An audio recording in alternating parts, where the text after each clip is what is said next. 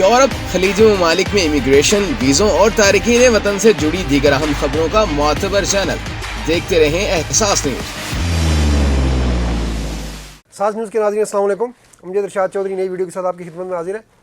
आज मुझे वीडियो लेकर आए हैं। आपको पता है कि पाकिस्तान में बदकिस्मती से एक हुक्मरान तबका एक अशराफिया है, उन्होंने पूरे पाकिस्तान को काबू किया हुआ है। तो अब आप कुछ अरसे से देख रहे हैं कि डाला कल्चर आ गया है। सड़कों पर थोड़ा सा कोई मोटरसाइकिल वाला उनके पास से गुजर जाए, उनको बुरा लग जाए तो गाड़ी रोक के उनकी पिटाई कर देंगे।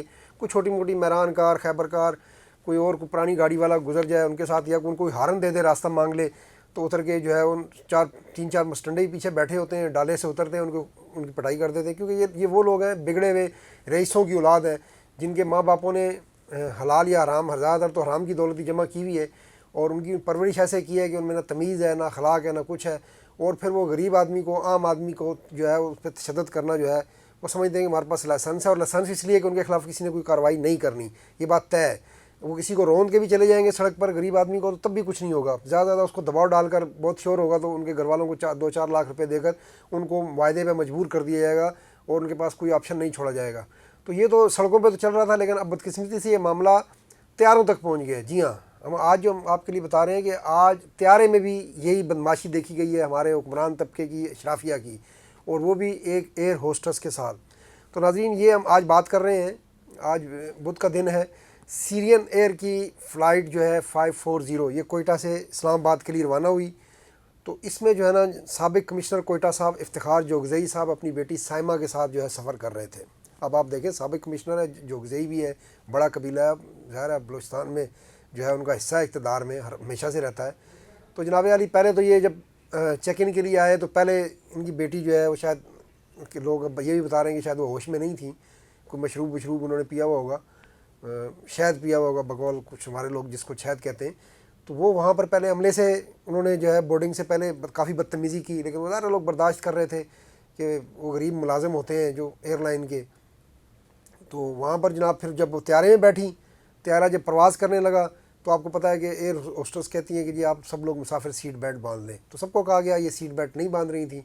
तो एयर होस्टेस जो है उनके करीब आई, उनको कहा कि मैडम आप जो है वो सीट बेल्ट बांध लें। अच्छा, ये सीट बेल्ट ज़ाहिर आपने अपनी सेफ्टी के लिए बांधना होता है, इसमें एयर होस्टेस का कोई फ़ायदा नहीं है। लेकिन एयरलाइंस के रूल्स भी कहते हैं कि जब त्यारा प्रवास करेगा या जब लैंडिंग करेगा तो आपने जो है सीट बेल्ट बांधनी है। तो जब उन्होंने एयर होस्टेस इनको आकर कहा तो उन्होंने उससे आगे बदतमीज़ी शुरू कर दी, उनको गालियाँ बकना शुरू कर दी कि तुम होती कौन हो मुझे कहने वाली। तो उसके बाद त्यारा चूँकि चल चुका था रनवे से, तो वो एयर होस्टेस के साथ वो उन्होंने सलूक किया कि वो बेचारी रोती हुई जो है वो कप्तान के पास गई और कप्तान को बताया कि ये सूरत हाल है। तो कप्तान ने कंट्रोल टावर से रब्ता किया और वो जहाज़ वापस रनवे पर कोयटा एयरपोर्ट पर आ गया। अब कोयटा एयरपोर्ट पर आया तो उसके बाद जो ASF को ज़रा कॉल किया गया, ASF वाले आए और इन्होंने इन दोनों को कहा जी कि अब आप जो है वो, ज़्यादा कप्तान उसको कंप्लेन कर चुका था, कंट्रोल टावर पे उसकी इंदराज हो चुका था कि जहाज़ जो है रनवे से जाने के बाद वापस आया है। तो उसके बाद उन्होंने कहा जी, कप्तान ने कहा इन दोनों को आप उतार दें, मैं तो इनको अपनी सीट, जहाज़ में जा रहे, जहाज़ की सिक्योरिटी का मसला पैदा हो जाता है, जहाज़ में हंगामा हो तो जहाज़ की सिक्योरिटी खतरे में पड़ सकती है, जहाज़ हादसे का शिकार हो सकता है। तो उन्होंने जनाब कप्तान ने कहा जी आप उतारें। अब ASF वाले ने उतारने की कोशिश की तो वहाँ पर भी वो कमिश्नर साबिक सही, और हाज़र सर्विस भी उनके बहुत से होंगे ना, तो वो कमिश्नर साहब भी अपनी बेटी, जो बदतमीज़ बेटी है, उसके लिए खड़े हो गए। वो आगे से ASF को अपना तारुफ वारुफ कराया, उनको ASF को दबाने की कोशिश की। तो इस दौरान जब वहाँ पर ASF की मौजूदगी में इस जो है साइमा ने, जो इफ्तिखार जोगज़ई जो साबिक कमिश्नर का बेटा है, वो एयर होस्टेस को मुक्का दे मारा उनके मुंह पर। जब मुक्का दे मारा तो वहाँ जनाब अली उनके बेचारी के नाक पे मुक्का लगा और नाक की हड्डी टूट गई और वहाँ पर उनका खून बहना शुरू हो गया। अब जब मामला इतना बिगड़ा तो फिर शायद ASF वालों को भी होश में आया होगा कि यार ये तो ठीक है वो है। हालांकि अब आपको बताएं कि ASF एक सिक्योरिटी इदारा है और एयरपोर्ट की सिक्योरिटी से इदारा है, उसको तो पहले ही इनके साथ कोई रियायत नहीं करनी चाहिए थी। अगर आप ये ज़रा तसव्वुर करें कि ये इफ्तिखार जोगज़ई ना होता और ये उसकी बेटी साइमा ना होती, कोई एक आम मुसाफिर होता, तो आप अंदाज़ा करें कि उसको जहाज़ से किस तरह घसीटते हुए लेकर जाया जाता, उसके बाद भी नहीं करने दी जाती, और उसके ऊपर जाकर एंटी टेररिज्म का पर्चा दर्ज कर दिया जाता कि आपने जहाज़ की सिक्योरिटी ख़तरे में डाली है। और उस एयर होस्टेस का जब दांत टूट गया, उसकी हड्डी टूट गई, तो ये 307 का इक़दाम कत्ल का मुकदमा बनता है।